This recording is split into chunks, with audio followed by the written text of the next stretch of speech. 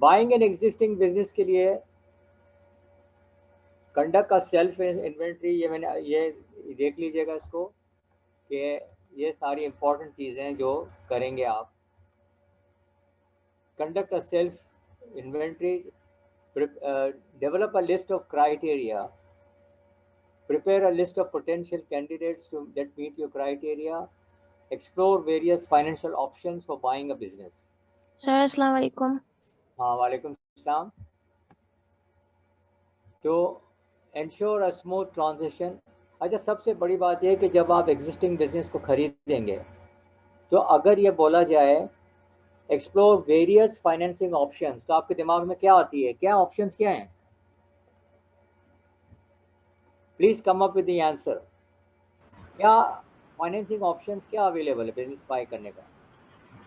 Sir एक तो आपके पास एंजल इन्वेस्टर्स होते हैं, वो दे सकते हैं। एक आपके पास अपना मतलब कैपिटल हो सकता है। एक आप बोरोइंग कर सकते हैं। नहीं, ये ऑप्शंस हैं। तो अगर आप इक्विटी फाइनेंस, अगर ब्रॉडर वे में आप देखें तो ब्रॉडर वे में दो हैं कि इक्विटी या डेट फाइनेंसिंग। तो इक्विटी फाइनेंस अगर अरेंज कर सकते हैं आप तो बहुत ही अच्छी बात है, क्योंकि आपको इंटरेस्ट रेट नहीं देना पड़ेगा हर महीने। देखिए, शुरू के अंदर बिजनेस इमीडिएटली कोई फ़ायदा नहीं क्रिएट करता है, बल्कि जब तक वो ब्रेक इवन पॉइंट पे ना पहुंच जाए बिजनेस कि where your revenue is equal to expenses. ये लिख लीजिएगा प्लीज़। बिजनेस जब खरीदते हैं तो आपको सबसे पहले ये देखना पड़ेगा कि इसका ब्रेक इवन पॉइंट कितना जल्दी आएगा। क्यों? कि उसके बाद ही फ़ायदा शुरू होगा। अब ये जो ब्रेक इवन पॉइंट का जो मसला है ना, ये हमेशा हाईलाइट करेगा और पूरी ज़िंदगी आपके साथ रहेगा। जब भी फैसला करोगे किसी चीज़ के लिए तो आप ये देखोगे ब्रेक इवन पॉइंट कितनी सेल्स होंगी तो ये ब्रेक इवन पे आएगा। वो आपको actually break even point help करेगा in actually buying the capacity of the business. वजह क्या है कि बेसिकली जब आप बिजनेस खरीदते हैं तो आपको लगता है इतना बड़ा बिजनेस, इतनी बड़ी कैपेसिटी का प्लांट मुझे सस्ता मिल रहा है। देखें, यहाँ फंस जाते हैं लोग। मतलब 100 यूनिट अगर बन रहे हैं डेली, वो मिसाल के तौर पर 1 लाख रुपए का है, जो है नहीं, just for sake of calculation हम ऐसे कर रहे हैं एग्जाम्पल। 100 यूनिट का प्लांट 1 लाख रुपए का है और 200 यूनिट का प्लांट 1,10,000 का है। तो आपको लगेगा 10,000 देकर ज़्यादा 200 यूनिट का प्लांट क्यों नहीं ले लें, क्योंकि वो तो डबल कैपेसिटी है और 10,000 में आपको 100 यूनिट्स मिल रहे हैं एक्स्ट्रा। तो बहुत बड़ी अच्छी फैसले आपने किए हैं। यहाँ आपको देखना पड़ेगा कि आपकी सेल्स कितनी है। अगर सेल्स ही 80 यूनिट्स हैं तो 1,10,000 के प्लांट को संभालना मुश्किल हो जाएगा। 200 यूनिट बनाना तो आपकी ऑपरेटिंग कॉस्ट बहुत बढ़ जाएगी। जब ऑपरेटिंग कॉस्ट बढ़ जाएगी इसलिए कि फिक्स्ड कॉस्ट पर यूनिट बढ़ जाएगा, तो प्रोडक्ट कॉस्ट बढ़ जाएगी, तो माल बिकेगा कैसे? कम बिकेगा। तो जब बिकेगा ही कम तो एक्सपेंशन कैसे होगी? एक्चुअली पढ़ना एक तरफ है और फैसले करना अलग चीज़ है। जिसके पास ये सारी इंफॉर्मेशन नहीं हो तो ऑब्वियसली वो, अगर मेरे पास भी वो इंफॉर्मेशन नहीं है ये सारी चीज़ें, तो मैं 200 यूनिट का प्लांट ही ले लूँगा कि यार 10,000 में मुझे 100 यूनिट का प्लांट एक्स्ट्रा मिल रहा है, आइंदा काम आएगा। मगर जब अभी प्लांट नहीं चलेगा तो आइंदा क्या काम आएगा मेरे? आइंदा क्या काम आएगा मेरे? तो सवाल ही पैदा नहीं होता कि मेरे एक्सपेंशन होगी मेरी। तो क्वेश्चन ये है कि ऐसे फैसले जो आप करेंगे, you are being prepared for making such decisions, not to give papers. ये जो स्किल्स है आपकी वो शार्पन होनी चाहिए, तो जो फैसले कर सके कि ये करना है या ये करना है, अभी करना है कि बाद में करना है, कौन सा प्रोडक्ट लॉन्च करना है, मार्केट किस टाइप की है। ये फैसले तो आप इंस्टेंटली उस वक्त कर सकते हैं रेडीली जब इंफॉर्मेशन अवेलेबल हो। इसीलिए आपसे रिक्वेस्ट की जाती है कि आप CNN और BBC देखा करें और इंटरनेशनल चैनल्स देखें जहाँ बिजनेस इंफॉर्मेशन फ्लोट हो रही हो और आपको पता हो कि जो आप पढ़ रहे हैं वो कहाँ काम आएगा और किस तरह से काम आएगा। अच्छा, negotiate a reasonable deal with the existing owner.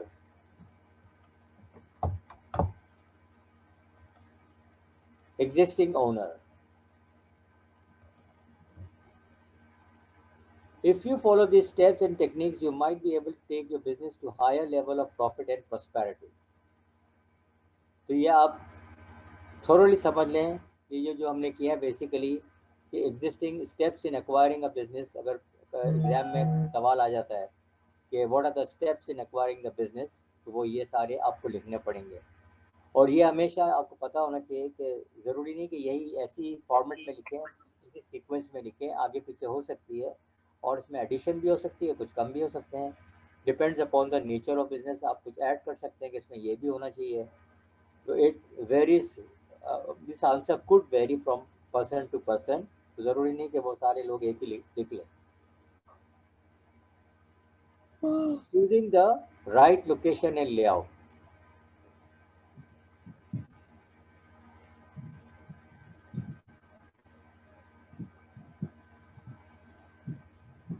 ये हम चैप्टर वाइज नहीं जा रहे हैं बल्कि टॉपिक वाइज जा रहे हैं ताकि आपको पता चल जाए इंपॉर्टेंस क्या है।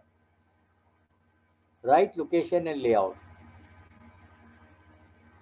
The location decision is one of the most important decisions an entrepreneur will make, given its long-term effects on the company. An entrepreneur should look at the choice of series of increasingly narrow decisions. He should decide what region would be better for of the country, which state to start business further, which city and which site. आप देख रहे हैं narrow down किस तरह कर रहे हैं कि पूरी दुनिया में कहीं भी बिजनेस खोल सकते हैं आप, मगर हमारी सोच अगर छोटी सी है तो कराची के एक ही बिजनेस के बारे में सोचेंगे कि नाज़ाबाद में दुकान कहाँ खोल सकती है या फरीदपुर एरिया में कहाँ खोल सकती है, क्योंकि हम उसी एरिया को जानते हैं, उसके बाहर जानते ही नहीं।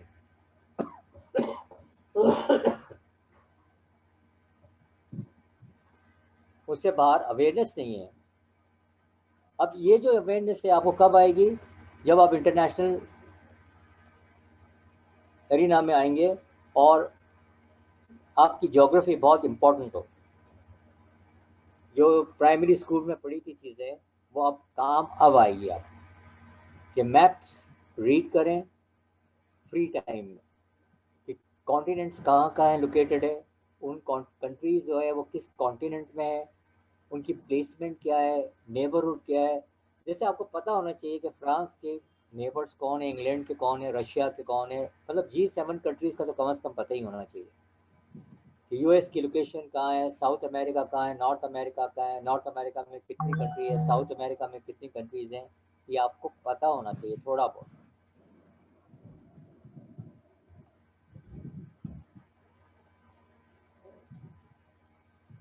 मिसाल के तौर पर जैसे अप्रॉक्सीमेशन हम ये कह दें कि नॉर्थ अमेरिका के अंदर तकरीबन 24 कंट्रीज़ हैं, साउथ अमेरिका में तकरीबन 12-13 कंट्रीज़ हैं। उसमें ये बड़ी कंट्री कौन सी है बोला, ब्राज़ील है, अर्जेंटीना है, चिली है, कोलंबिया है, और फिर बोलिविया है, और यूरुग्वे है। ये सारी कंट्रीज साउथ अमेरिकन है। नॉर्थ अमेरिका में जो तीन मेजर मेजर कंट्रीज हैं वो आपको पता है कि मैक्सिको है, यूएसए है, कनाडा है। ये तीन बड़ी कंट्री है, बाकी छोटी छोटी और मतलब 24 कंट्रीज है, मैं तीन के नाम याद हैं, 3-4 के। तो 20 कंट्रीज और कौन सी है ये आप सर्वे करें और आप you go on your internet and find out. तो 24 कंट्री जो मैंने बोल तो दिया है, क्या है या नहीं है। फिर 2 कॉन्टिनेंट की हमने बात कर ली है। फिर यूरोप में कितनी कंट्रीज़ हैं, आपको हैरत होगी कि यूरोप में भी तकरीबन 52 कंट्रीज़ हैं, 52 कंट्रीज़। सोचें यूरोप के अंदर 52 कंट्रीज़ है और इतनी ही कंट्रीज तकरीबन अफ्रीका में 50 के करीब कंट्री अफ्रीका में। अब Africa is a big continent, Europe उसका 1/4 भी नहीं है। तो आप ज़रा सा सोचें हैं कि कितनी छोटी कंट्रीज़ होंगी यूरोप के अंदर, मगर इतना छोटा सा एरिया आधा दुनिया का सामान बनाता है, 50% तो इकोनॉमी कंट्रोल करता है। यानी 200 कंट्री में से 50 कंट्री यूरोप में जो टेरिटरी वाइज एरिया वाइज बहुत स्मॉल है, yet country is controlling the world. तो बात यह कि जी हम जब कहते हैं ट्रायड, एक लफ्ज़ है TRIAD, TRIAD ट्रायड। ट्रायड में 3 लोकेशंस आती हैं, एक अमेरिका, यूरोपियन यूनियन और जापान। या ठीक है, यूरोपियन यूनियन के अंदर 27 कंट्रीज हैं, पहले 28 थी, फिर इंग्लैंड चला गया यूरोपियन यूनियन से बाहर, तो अभी 27 countries exist in European Union. अब ज़रा सोचें, 27 countries of European Union plus USA plus Japan, ठीक है, more than 70% of the goods are produced here. अब अजीब सी बात है, अगर ये 3 जने 70% पुश करते हैं और 200 कंट्री से ज़्यादा पूरी दुनिया में कंट्रीज हैं, तो वो क्या करती हैं? क्यों कि लोकेशन जो इनकी है, क्लाइमेटिक कंडीशन, नेचुरल रिसोर्सेज, क्योंकि क्लाइमेटिक कंडीशन है तो हेल्थ वाइज भी people can do more work. ये सारे प्लस पॉइंट्स हैं उस कंट्रीज के अंदर, जिसकी वजह से इनकी इकोनॉमी ग्रो करती है। तो location does play a very important role. तो जापान की भी आप इकोनॉमी देख लें, economically Japan is a very sound country, क्योंकि इसका जो बैलेंस ऑफ पेमेंट है हमेशा पॉजिटिव में रहता है, और ये पूरी दुनिया की असिस्टेंस प्रोवाइड करता है इनके पास। अजीब सी बात यह है कि जापान के पास नेचुरल रिसोर्सेज नहीं है, मगर वो इंपोर्ट करके उनसे प्रोडक्ट बना के it sells to the country from where it imports raw material in a lesser price. कैसे हो सकता है? इसका मतलब है उनकी मैनेजमेंट जो तरीक़ेकार है, प्रोसेसिंग यूनिट्स हैं, उसकी एक्सपेंसेस बहुत कम आते हैं, येट दे हैव टू पे for transportation cost. Raw material जब इंपोर्ट करते हैं तो पैसे देने पड़ते हैं, जब फिनिश प्रोडक्ट एक्सपोर्ट देना पड़ते हैं तो पैसे देने पड़ते हैं। सी, अमेरिका और जापान के दरमियान में पैसिफिक ओशियन है, ठीक है, मतलब तकरीबन 5-6 घंटे की फ़्लाइट टाइम है। अब you can just imagine the distance कि अगर फ्लाइट टाइम ही 6 घंटे का, तो डिस्टेंस कितना होगा अप्रॉक्सीमेशन, तो उसकी कॉस्ट होता है या शिपिंग कॉस्ट। ये देने के बावजूद भी Japanese have a vast control upon market. तो ये सारी बात वजन है कि उनकी मैनेजमेंट टेक्निक्स बड़ी इंपॉर्टेंट है, and that is what we learn from Japanese. उनका कल्चर, तो लोकेशन, ये सब चीज़ें। फिर आप देखते हैं कि एशिया के अंदर तकरीबन 52 कंट्रीज़ हैं। अब मैं याद करने के हवाले से, you don't have to very precise कि 51 है या 52 है, मगर आप ये नहीं कह सकते 5 कंट्री है या 50 है। तो कम अज़ कम टू मेमोराइज, मैं आपको एक टिप दे देता हूँ कि यूरोप में भी 50 कंट्री है, अफ्रीका में भी 50 है, एशिया में भी 50 है, नॉर्थ अमेरिका में 24 कंट्रीज़ है, साउथ अमेरिका में 12 कंट्रीज़ है। तो actually you do have an idea now कि दुनिया क्या है। अब हमें इतनी लोकेशन मिल रही हैं, जब हम एक इस लोकेशन, इस दुनिया के अंदर देखते हैं कि कहाँ बिजनेस स्टार्ट करना चाहिए, तो फिर इन कंट्रीज़ को सिलेक्शन होगा कि किस एक कॉन्टिनेंट को, उस कॉन्टिनेंट में कौन सी कंट्री को, उस कंट्री के अंदर कौन सी सिटी के अंदर, और उस सिटी में कौन से एरिया में। This is the decision making process and that is how we arrive at। तो यह हमें फ़ायदा करता है कि अब वो, जब हम किसी सिटी के अंदर लोकेशन देखेंगे, फिर उस सिटी के हिसाब से देखेंगे कि इस बिजनेस, हेलो,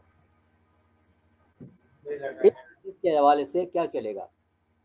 अब location criteria for retail and services business वो अलग चीज़ है, क्योंकि वहाँ ट्रैफिक फ्लो कितना है, एरिया कितना बड़ा है, पार्किंग स्पॉट कितने हैं, एक्सपेंशन की फैसिलिटी है, ये सारी इम्पॉर्टेंट है। इत्तेफाक देख लें, अजीब सी बात है हमारे यहाँ कि जो स्टोर्स होते हैं उनके सामने पार्किंग ही नहीं होती, और जो पार्किंग स्पेस है वो ओनर अपनी गाड़ी खड़ी कर देता है ताकि कस्टमर की स्पेस ही ना रहे। तो वहाँ तो पार्किंग अलाउ ही नहीं होना चाहिए, ताकि ट्रैफिक फ्लो और कस्टमर की जगह होती है, तो ओनर खुद अपनी गाड़ी खड़ी करता है।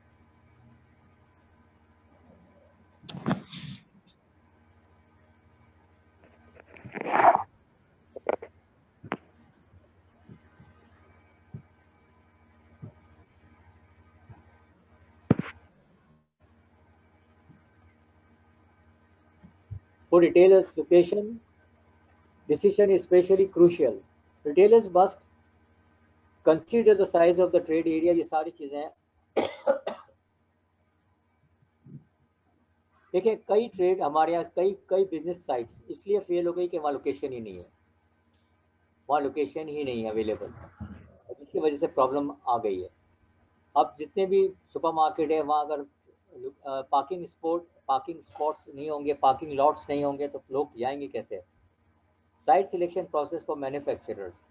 A manufacturer's location decision is influenced by the local zoning ordinance. ये हो जाएगा। फिर आप criteria to analyse the layout and design consideration हो जाती है। Should consider the following points for a better design of the building size. Is it large enough to accommodate the business with some room for growth?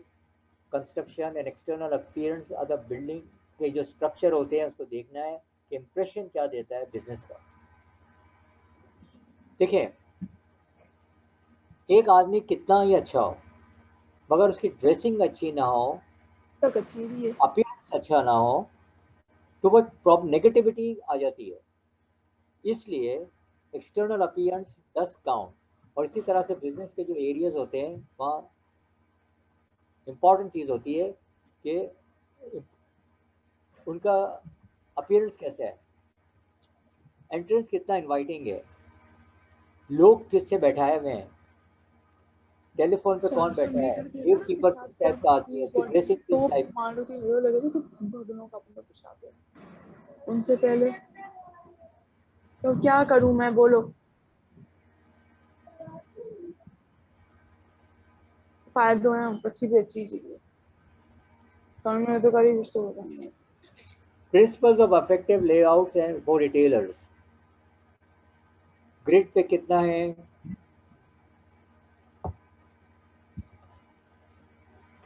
Free form कितना है, boutique, ये सारी चीज़ें count होती है कि some area retail generate more sales per square feet therefore are more valuable. फिर placement of goods किस टाइप का है, फ्लो कैसा होता है माल का और किस तरह से अरेंज किया होता है। आप देखें सुपरमार्केट के अंदर ब्रेड्स एंड एग्स और मिल्क वो एंड में पड़ा होता है, तो वो जब एंड में पड़ा होता है तो लोग पहुँचते पहुँचते वो चीज़ें हज़ारों चीज़ को देखते देखते वो चला जाता है और बेसिकली कई चीज़ें आप पिक कर लेते हैं स्टोर्स पे लेआउट के हिसाब से और वो चीज़ें बिक जाती हैं। तो एंटरप्रेन्योर के अंदर बेसिकली यही है कि आप बड़े बड़े सुपरमार्केट्स को आप विज़िट जब करते हैं तो उनका अरेंजमेंट देखें कि वो मीट कहाँ रखते हैं, मिल्क कहाँ रखते हैं, कॉस्मेटिक्स के आइटम्स कहाँ रखते हैं, डेली कंजम्पशन की चीज़ें कहाँ रखते हैं, मीट कहाँ रखते हैं, बिकॉज मीट कहाँ रखते हैं, ये सारी चीज़ें इंपॉर्टेंट हो जाता है बेसिकली कि किस तरह से चीज़ें चलती हैं। Once established in the global aspects of the entrepreneurship. Once established in the international market, some small businesses set up permanent locations there. Although they can be very expensive to establish and maintain, international locations give businesses the opportunity to stay in close contact with the international customers. अब देखें, ये तो global aspects of entrepreneurship की अगर मैं बात करूं तो आप मैकडॉनल्ड्स को देख लें, पिज़्ज़ा हट को देखें। होता क्या basically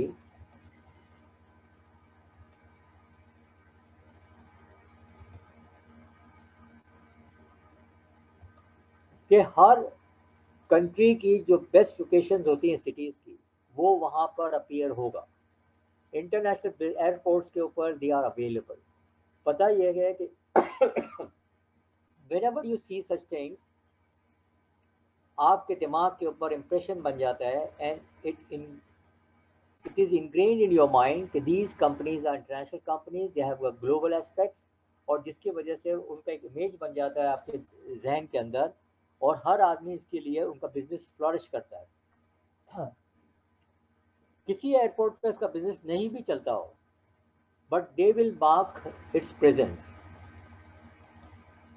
they will mark there presence in that airport. क्यों कि ग्लोबल एस्पेक्ट में ऐसा ना हो कि 4 और ईटिंग जॉइंट्स वाले अवेलेबल हो और मैकडॉनल्ड्स ना हो, पिज़्ज़ा हट ना हो, तो they have to make their presence felt by international travelers we exist everywhere. तो एयरपोर्ट्स के ऊपर इनका अपीयरेंस होता ही है, भले कि उनकी सेल्स ना हो, नुकसान भी हो रहा हो एयरपोर्ट से, मगर उनकी प्रेजेंस तो वो फील कराएंगे। इंटरनेशनल कस्टमर्स वो आपको देगा। अब स्टारबक्स को देख लें, हर एयरपोर्ट के ऊपर उनका होगा, क्योंकि it's one of the biggest coffee giants in coffee field. कि इनका जो रिटेल में जो कॉफ़ी बिकती है स्टारबक्स की, आप देखें एक हर एयरपोर्ट पे एग्जिस्ट। तो अब मलेशिया में देख लें तो हर गली में they exist. I don't know, क्योंकि जहाँ टूरिस्ट होता है, देखो एक तो होता है लोकल कंजम्पशन, एक आपको पता है जब टूरिज्म डेवलप होता है तो tourist travel all over the world. तो to make your presence felt you have to exist in every lane, कि वो जिस गली में घूमे आप एग्जिस्ट कर रहे होते हैं। तो श्रीलंका है, मलेशिया है, बैंकॉक है, जहाँ टूरिज्म पीक पर है, तो वहाँ ये एग्जिस्ट करते हैं। और जब हमारे यहाँ भी टूरिज्म बढ़ जाएगा तो आप देखेंगे ये शॉप जो होता है स्टारबक्स जैसे बहुत खुल जाएंगे यहाँ पे, और ये नज़र आएंगे आप। और इसके इस दरमियान में जिसके पास पैसा हो वो अपना इन चेंज में से हाथ डालना और ख़रीद लेना इज़ आइडियल टाइम। तो ये सारी चीज़ें मैटर करती है कि कैसे एग्जिस्ट करते हैं। तो all the small businesses make up disproportionate large share of number of companies export में, ये सारी चीज़ें इंपॉर्टेंट होती है। Small businesses global presence. Small businesses actually account for close to 97% of the identified importers and 31% of the known import value. बहुत बड़ी बात है। Small businesses account for 96% of all the manufacturing exporters, which is 17% of the sectors in exports in USA. जरा देखें तो basically small businesses are backbone of large businesses, ये समझे, सब समझेंगे आप इसको। मिसाल के तौर पर टोयोटा, होंडा, सुजुकी, ये बिग कंपनीज, राइट, मगर इनकी जो सप्लाई लाइन है वो स्मॉल बिजनेसेस कैटर करती है। तो बेसिकली बड़े बिजनेस का एक काम होता है कि सारे स्मॉल बिजनेस की चीज़ें गैदर करके एक बड़ी यूनिट बनाए जिसमें सबके कंपोनेंट्स लग जाए और फिर वो सेल करें। This is the nature of business कि बिग बिजनेस जो होते हैं वो स्मॉल बिजनेसेस से पार्ट्स लेते हैं and they make a bigger product, big product, और वो बिग बिजनेस हो जाता है and then they export it to various part of the world. मगर सप्लाई लाइन तो स्मॉल बिजनेसेस ही है ना। तो if you instead of looking for a job in a big company, if you intend to open your small company, that is more favorable.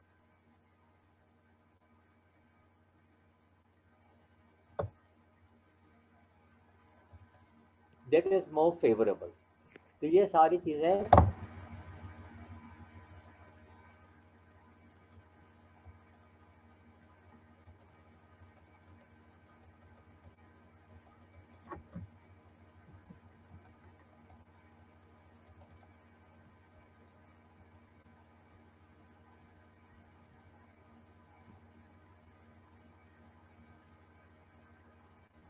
अब exporting business में भी small business का बड़ा कंट्रीब्यूशन है कि स्मॉल बिजनेसेस की जो range है वो बहुत बड़ी है, और इसलिए आपको ये एंटरप्रेन्योरशिप पढ़ाया जा रहा है कि basically you can be a part of this small business जो दुनिया भर में कैटर करता है।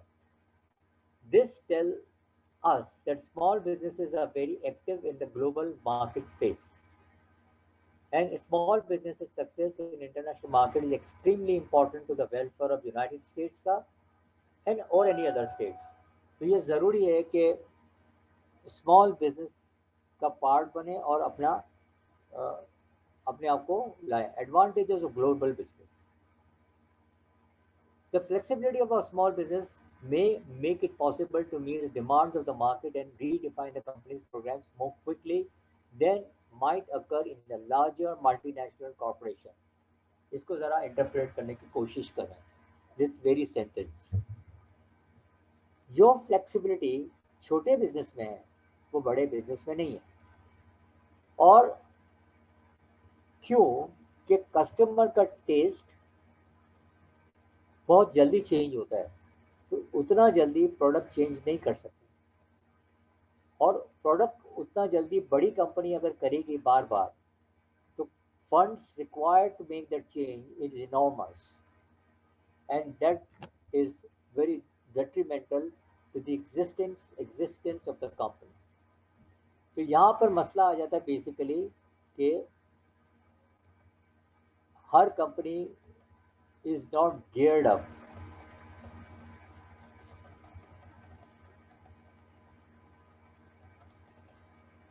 All companies are not geared up. It is very costly to make a change. देखिए, कोको कोला और पेप्सी सोच समझ के अपने प्रोडक्ट को लॉन्च करते हैं because they are international global products.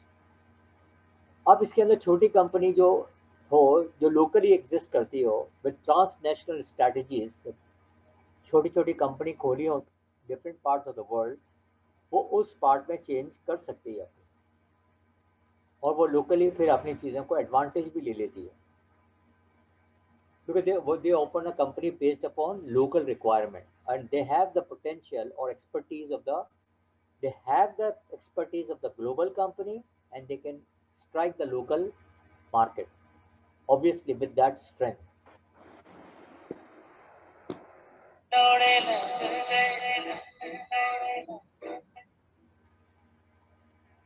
Excuse me, अपने या कंट्रोल से देखें इसमें म्यूजिक प्लीज पे ना चलें। A multinational corporation is a company that operates on a worldwide scale without ties to any specific nation or region. It is organized under the laws of its own country. This flexibility of a small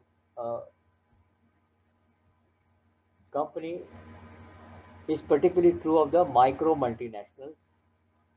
आप देखें यहाँ पर basically जब आप कहते हैं ना multinational corporation, तो मल्टीनेशनल कॉर्पोरेशन जैसे लिवर ब्रदर्स है, पूरी दुनिया में एग्जिस्ट करती है, पीएनजी है, प्रॉक्टर एंड गैम्बल, पूरी कंपनी दुनिया में एग्जिस्ट करती है, आईबीएम है, दे आर ग्लोबल कंपनीज। उनके कस्टमर भी एक सेगमेंट है जो हर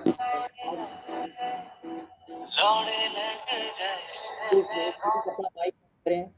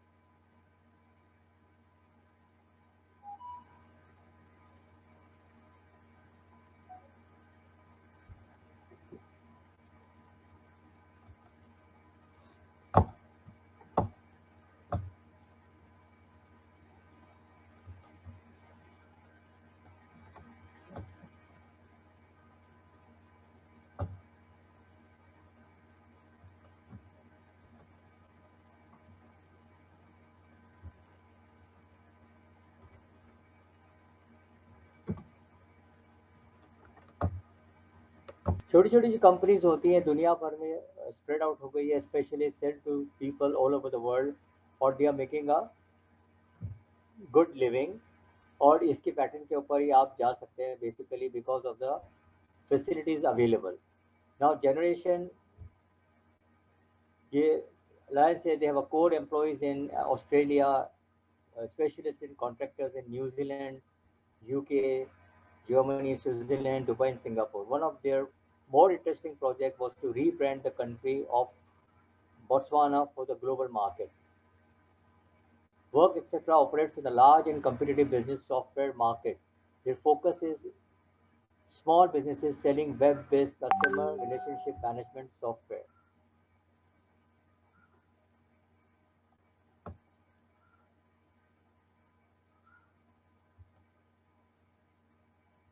right, we are ending this class here only, and we will continue with this in the next session. ठीक है, खुदा हाफिज.